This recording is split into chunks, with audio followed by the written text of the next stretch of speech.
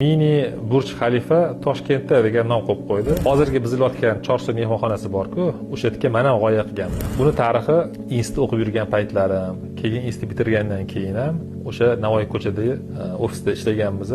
Ko'p o'tardim. Mehmonxona shunday tashlandiq holatda yotardi. Shu bir kun kelib, baribir shu yerga bitta yaxshi bir proyekt tuzsa kerak. O'sha ham zo'r joyda, uzoqdan yaxshi ko'rinadi deb o'ylab yurib, mana bir loyiha qilsam deb niyat qilib yurardim. 2019-yilga kelib, oddiy ishlardan zerikib, bir shu yerga g'oya qilgim kelib qoldi. Katta bir loyiha, bir chiroyli.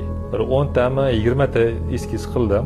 Hech ko'nglim to'lmadi. Quvurdim. Oxiri o'sha arxitektor o'rtog'im bo'ldi, to'xta endi buni bittasini qilish kerak degan fikr bildirdi.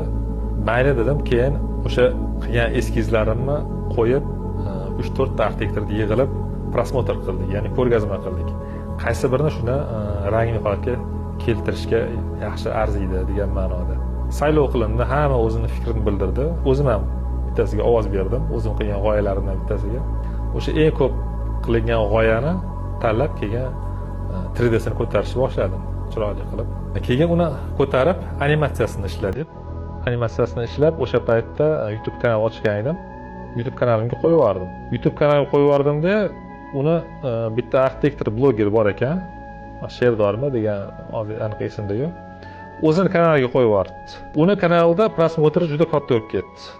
Juda katta bo'lib ketib, ham uni anaqasi shapkasiga Mini Burj Xalifa Toshkentda degan nom qo'yib qo'ydi. Men o'zi uni unaqa nom qo'ymagan edim. Asosiy maqsadim Chorsuga edi, lekin yozmagan edim uni.